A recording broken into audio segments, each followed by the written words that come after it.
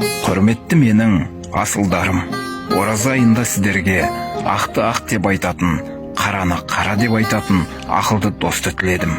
Жаныңа жалау болатын, сөзіңе қалам болатын жанашыр жанды тіледім.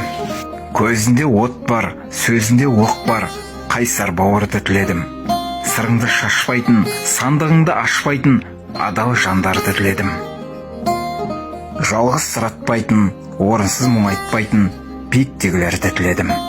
Шыңнан құлатпайтын, жаныңды жылатпайтын мейірімділерді тіледім. Себепсіз хабарласатын, есепсіз араласатын асыл жандарды тіледім. Айтқызбай оғып жүретін, қадіріңді біліп жүретін іні сіңіліні тіледім. Маңдайдан сүйіп тұратын, сен үшін күйіп тұратын аға апаларды тіледім. Қолдары ашық болатын, жаныңа ғашық болатын мырза жандарды тіледім. Бақытты байлықты, екі дүниенің абыройы барлық заңғарды тіледім. Бұл менің сіздерге айтар ақ тілегім.